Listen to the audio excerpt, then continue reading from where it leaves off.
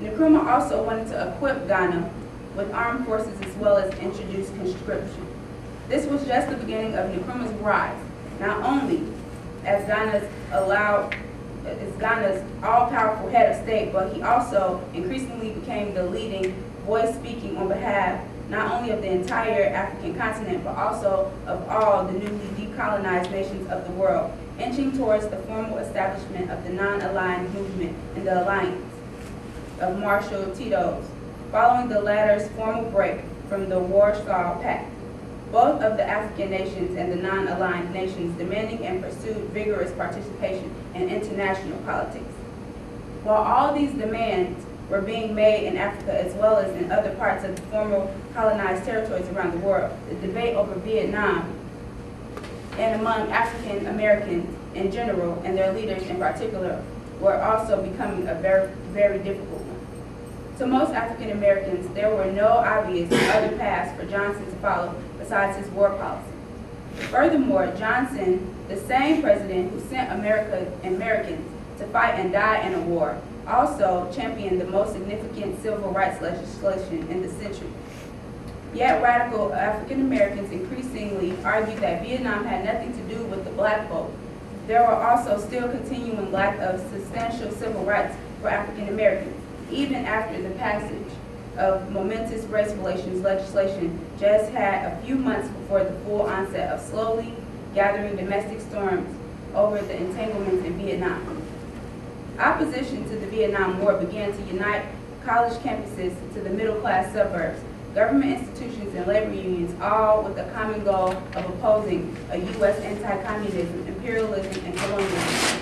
The first U.S. and anti-Vietnam War protest was in 1962, led by Sam Marcy, founder of the Workers' World Party. By 1965, the movement began to gain national prominence, gaining momentum for civil rights movement whose initial purpose was opposing segregation laws. Influential leaders and icons alike spoke out effectively against the war.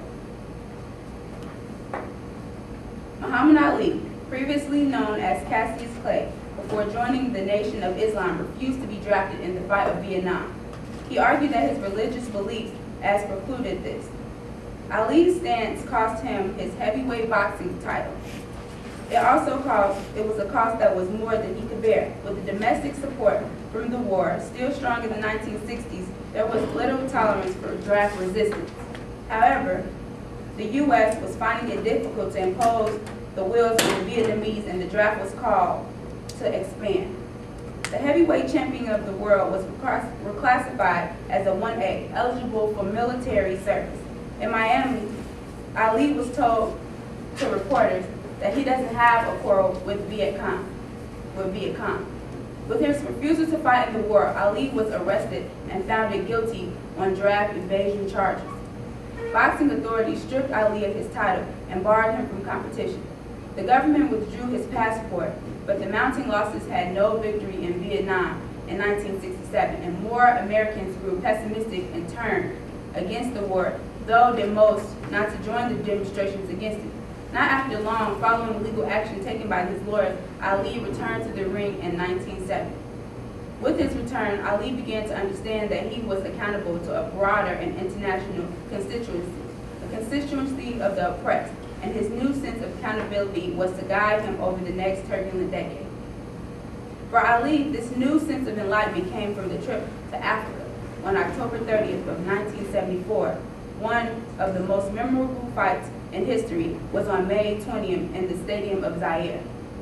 Ali was up against George Foreman, a younger and stronger opponent, to regain his title as heavyweight champion of the world. He was viewed as very influential, a figure by the inhabitants of Zaire who had come to see the heavyweight champion. After this fight, Ali announces that he is the world's greatest, and though his experience publicly embraced his African patrimony. In Ali's opposition to the Vietnam War, his newfound sense of accountability was to the larger international constituency that was preceded by Martin Luther King's. Continuously pressing his way for equality during the most crucial time in the U.S., King began opposing the Vietnam War at the time when the public opinion had not yet turned against the Johnson administration. For King, he earned his disapproval not only of the mainstream American society, but also that of the critical sections of his own civil rights movement.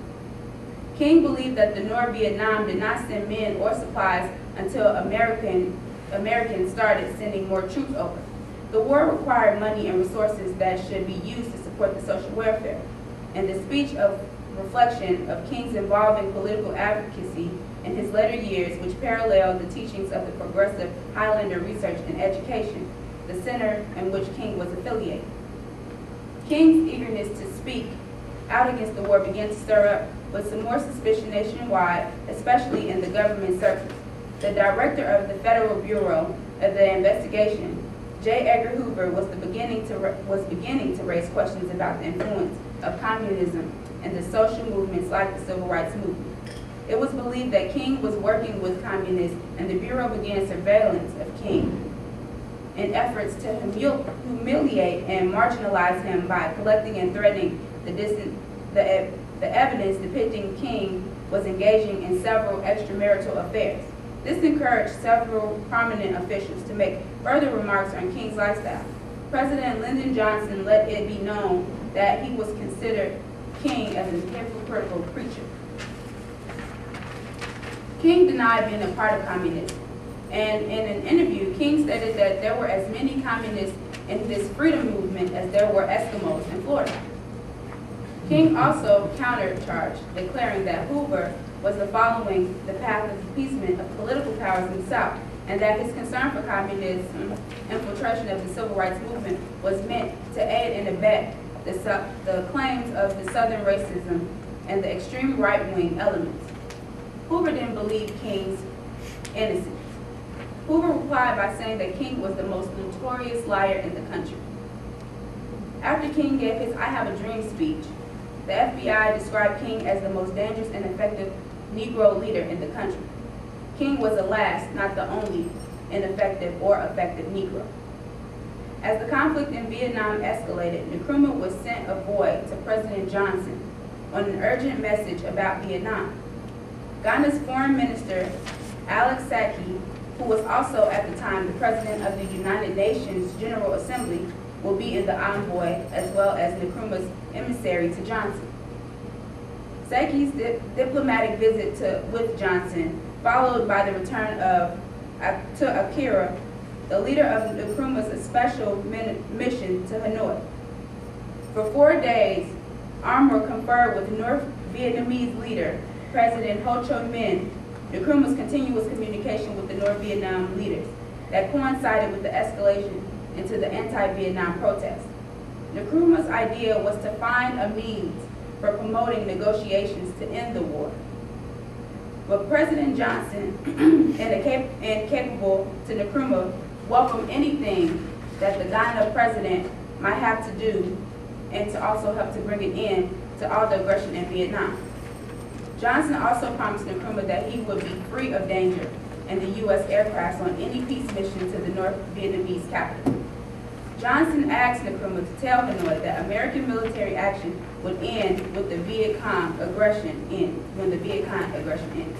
On February 24th of 1966, as President Nkrumah was on a layover in Beijing, on his way to Hanoi in North Vietnamese, his government was overthrown by a coup. Nkrumah himself implicated the U.S. in his overthrow in the dark days of Ghana, which he wrote, "An all-out offensive is being waged against the progressive independent states. All that has been needed was a small force of disciplined men to seize the key points of the capital city and to arrest the existing political leadership. It has been one of the tasks of the CIA and other similar organizations to discover these potential and traitors in our midst, and to encourage them by bribery and the promise of political power to destroy the constitutional government of their countries."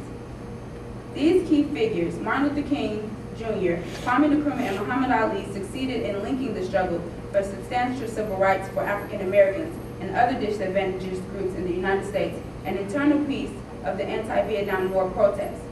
By this, also led on their loss of favor with the Johnson administration. Martin Luther King Jr.'s criticism of the United States involvement in Vietnam resulted in his becoming persona non grata in the eyes of the Johnson administration. This may very well also have something to do with his assassination. Nkrumah's involvement in the United States foray into Vietnam contributed to his overthrow as a president in Ghana on February 24, 1966. Muhammad Ali's refusal to the conscription to fight in the Vietnam led to his loss of the heavyweight boxing title. Evidently, the criticism of the United States-Vietnam's relations during the LBJ administration became an important stumbling block in the path of the civil rights movement and a critical damage to the United States standing in world affairs.